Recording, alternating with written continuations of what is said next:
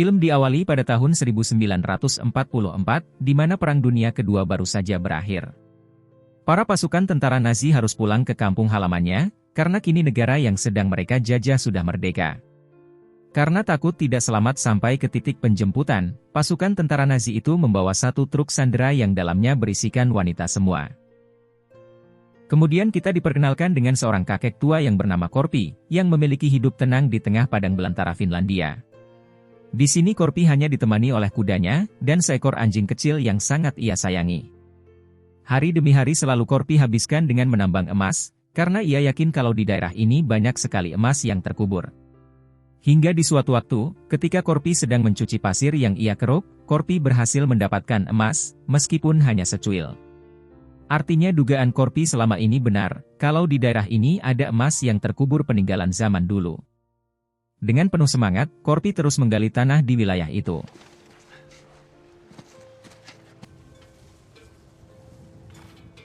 Berhari-hari Korpi menggali hingga sudah 9 lubang yang Korpi gali. Namun sayangnya, dia belum juga menemukan emas tersebut, hingga ketika Korpi menggali lubang yang ke-10, dia pun berhasil menemukan batu emas yang selama ini ia cari. Korpi sempat tidak percaya dengan apa yang baru saja ia temukan, namun ia kembali meyakinkan dirinya kalau semua ini memanglah kenyataan, bukan sedang bermimpi. Malam harinya memperlihatkan Korpi yang kini sudah memotong emas-emas tadi. Sekarang Korpi berniat akan menjual emasnya ke kota, untuk memulai lagi hidupnya dari awal. Di sini kita belum diberitahu siapa Korpi sebenarnya dan kenapa hidup seorang diri. Keesokan harinya sebelum pergi ke kota, terlebih dulu Korpi membersihkan diri, lalu memasukkan emas-emas itu ke dalam tas di kudanya.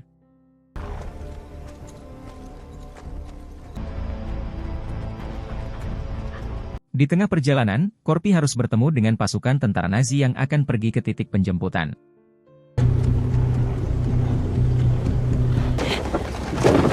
Para tentara itu sempat menertawakan Korpi, karena siapa saja yang bertemu dengan mereka dipastikan tidak akan selamat. Namun dengan santainya, Korpi terus menunggang kudanya, dan mencuekkan mereka semua.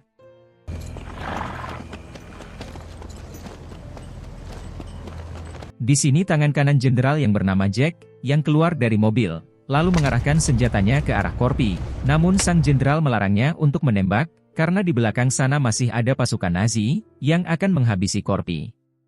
Pada akhirnya, Korpi pun dibiarkan lewat begitu saja.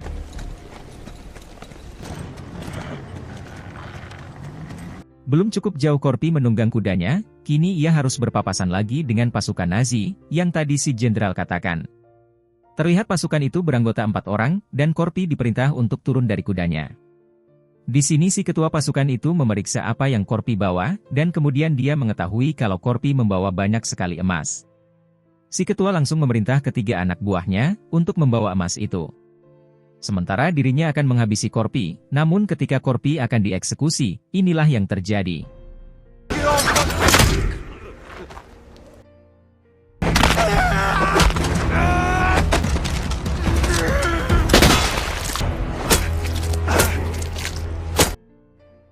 Dengan sangat brutal Korpi mampu menghabisi keempat tentara Nazi itu. Sang jenderal yang mendengar suara teriakan anak buahnya, dia pun memutuskan untuk kembali. Sesampainya di sana, betapa terkejutnya sang jenderal, saat melihat keempat anak buahnya yang sudah terkapar. Terlihat seorang prajurit yang masih sekarat, lalu memberitahu jenderal, kalau yang melakukan semua ini adalah si kakek tua dan dia membawa banyak sekali emas. Mendengar hal tersebut, jenderal langsung memerintah semua pasukannya untuk mengejar Korpi saat ini juga. Mereka berhasil menemukan Korpi yang belum terlalu jauh berjalan, dan langsung menembaknya. Kemudian sang jenderal meminta Jack agar berhenti menembak, karena Korpi masuk di area ranjau dan tidak akan selamat dari sana. Dan benar saja, ketika Korpi melintasinya tiba-tiba. Untungnya Korpi masih selamat, namun kudanya harus tewas secara mengenaskan. Terlihat Korpi yang sangat bersedih, karena kuda yang dia sayangi harus mati. Kemudian Korpi kembali mengantongi emasnya yang berserakan akibat ledakan. Hingga Korpi terkepung oleh pasukan Nazi, namun terlihat Korpi yang tetap memungut semua emasnya dan mengacuhkan para tentara Nazi itu. Namun secara diam-diam, Korpi mengambil batu untuk berjaga-jaga dari serangan. Hingga saat Jenderal memerintahkan Jack untuk menembaknya, dan inilah yang terjadi. Ketika sang jenderal turun, dia menyadari jika di depannya adalah ranjau yang mematikan, lalu dia memerintahkan salah satu anak buahnya untuk maju. Terlihat si anak buah yang begitu ketakutan, dan ketika berada di tengah, tiba-tiba. Kemudian jenderal memerintahkan dua anak buahnya lagi, untuk maju ke depan melewati ranjau itu, dan segera menangkap Korpi. Namun baru beberapa langkah, keduanya harus tewas, akibat terkena ranjau yang sangat mematikan.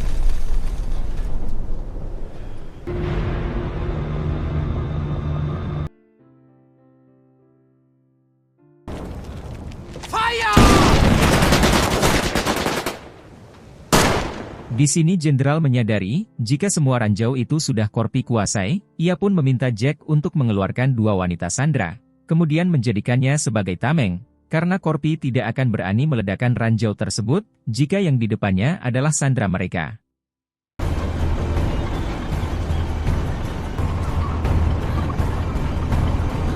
Di tengah perjalanan, Jack kemudian menghubungi markas pusat, untuk memberitahu keadaan sekarang.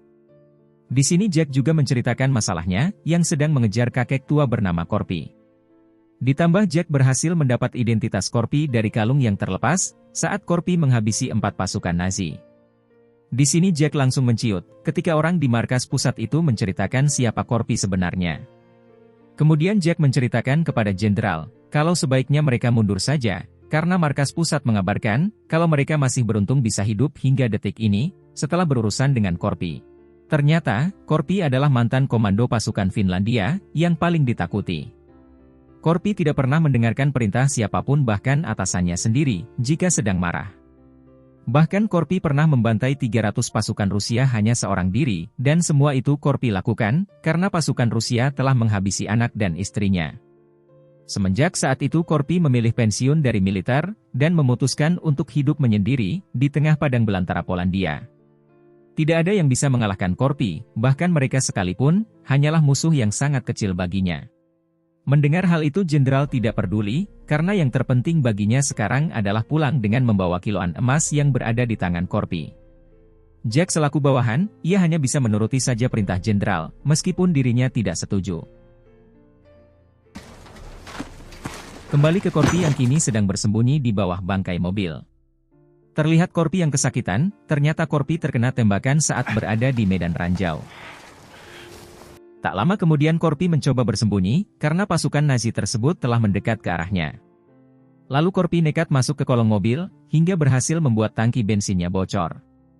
Dengan sengaja Korpi membalut semua badannya dengan bensin, untuk menghindari kejaran anjing pelacak.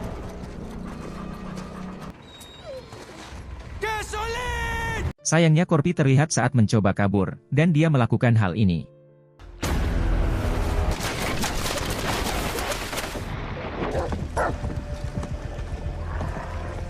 Kemudian jenderal langsung memerintahkan ketiga anak buahnya, untuk mencari Korpi di dalam sungai. Namun alhasil, ketiga tentara itu dengan mudah dapat Korpi habisi. Dan pada akhirnya Korpi berhasil lolos, dengan menyeberangi sungai tersebut. Namun jenderal semakin tertantang oleh Korpi, hingga dia tak akan menyerah begitu saja, dan akan tetap mengejarnya.